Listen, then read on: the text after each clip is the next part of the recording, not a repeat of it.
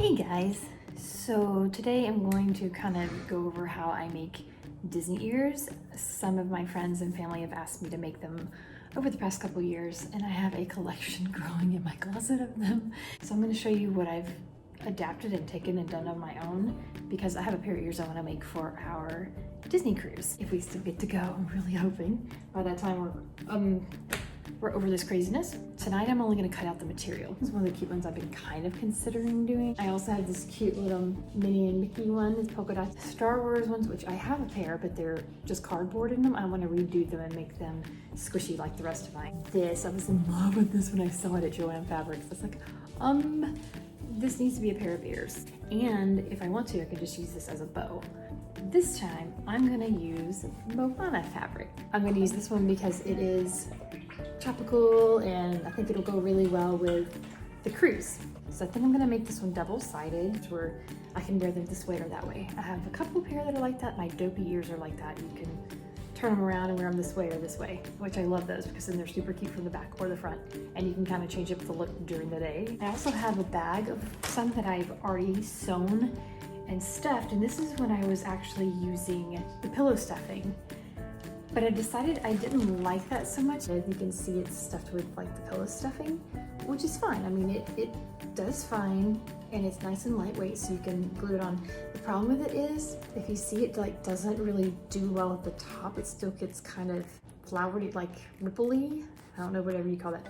I don't like that. I want it to be nice and firm. So I switched foam that I use, and I'll show you which kind of foam you can get. It's like 1-inch foam at Hobby Lobby or Michael's, but I like it because it gives a smoother edge, smoother top. So you can see that's a lot better, a lot better. I used to try to cover the headbands myself, but that took a lot of time and it was very frustrating. And then the inside would be kind of like painful in your ears right here because there was a lot of material. I went on Amazon and I got pre-done silk bands. These are terrific. I got black ones, I got a ton of white ones, multiple colors, because you never know what you're gonna make or what somebody wants. I got some of the skinnier ones, so that helps a lot. I've made my own templates. I've tweaked them many times, and now I'm really happy with these. They're the right shape. They wind up being the right size. I really like them. They're actually like about this much smaller than the real Disney ears, and I like that because they're not too ginormous. So this is my template for the material. I trace it, cut this out.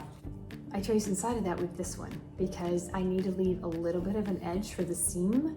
So the ears actually wind up being this size, which is just about perfect. For the foam part, I actually put this template down because it winds up being just slightly smaller than this one. So when you stuff it in, it fits perfectly and correctly. This is the one I had to read.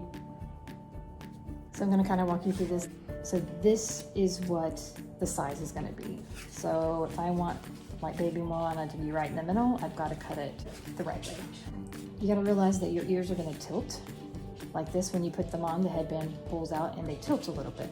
So if I want her to be straight up and down, when my ears tilt, like I want her this way, then I can cut it this way because she'll be up and down. We're gonna flip this over. Thankfully, this is the kind of material you can see through really well. And I know exactly what I'm getting.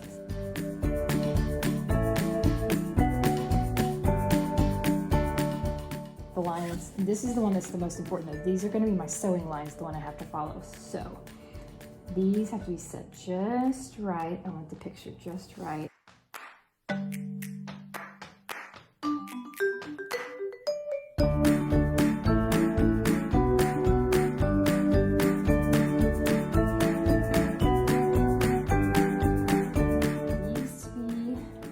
Visual in the front and these to be visible in the back.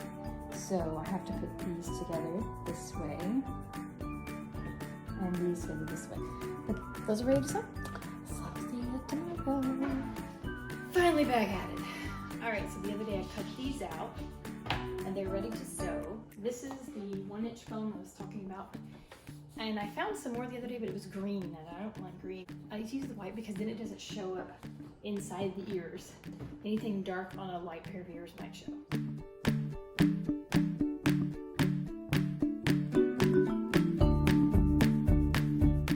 Now we flip it inside out. Not bad. That's one side, that's the other. Super cute. Okay, now I'm making the foam part that goes inside the ears.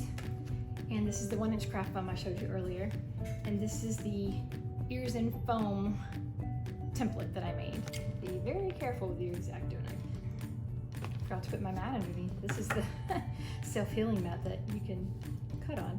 And tap it as you go. And the big thing is to keep the X-Acto knife straight up. Because I've learned if I don't, I get these slanted edges and then it looks weird in the ears when I stuff them.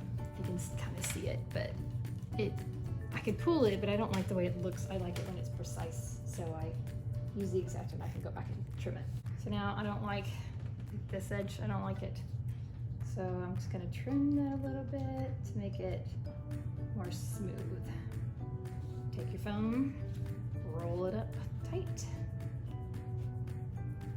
Stick it in the ears.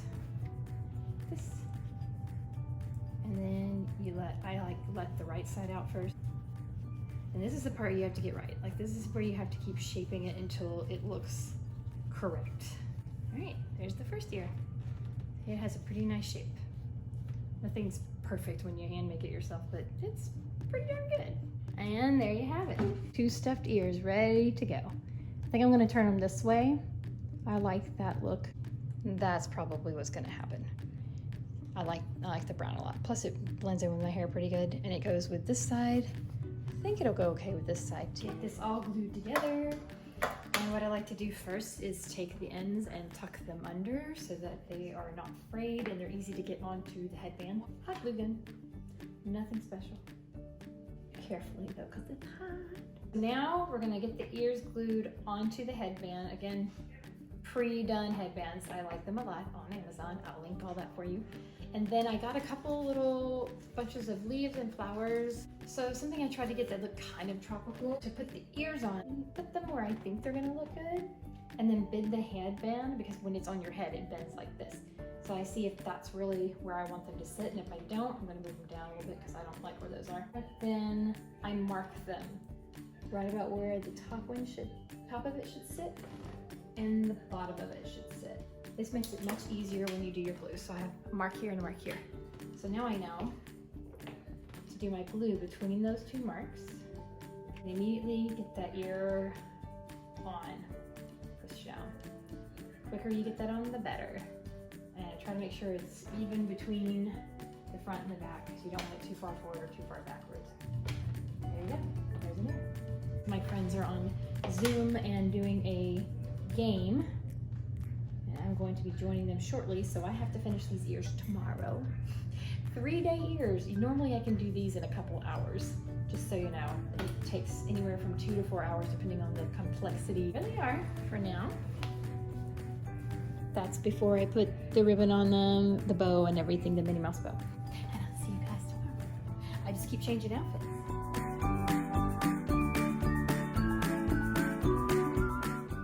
So the bows are pretty simple. Just find some good wired ribbon and cut it to about the size that you want. Place a smaller piece in the middle, glue it together so you get that scrunchy bow shape, and then wrap that shorter piece around, glue that in place. Then figure out where you want to put it on the ears. Put your glue down, put your bow down, hold it for about 30 seconds, fluff it a little bit, and you've got your bow.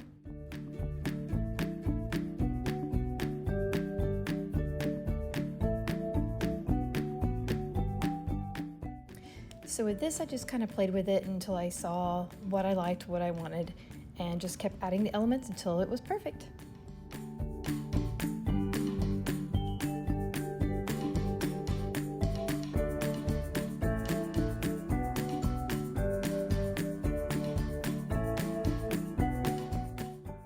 Now for adding the smaller bow to the back side so you can wear these ears front or back. And I made it the same way, just made a smaller version of the larger bow, glued it down the middle, and went from there. Anyone who knows me knows I love hidden Mickeys. They're my favorite thing. So no pair of ears that I make is ever complete until there is a hidden Mickey somewhere on those ears. And there you have the completed ears. You can wear them from the front or the back, and they're really fun when you've made them yourself. You guys made some, show them to me, send them to our Instagram or to our Sutton Stops email. And remember, those Sutton Stops make the best adventures.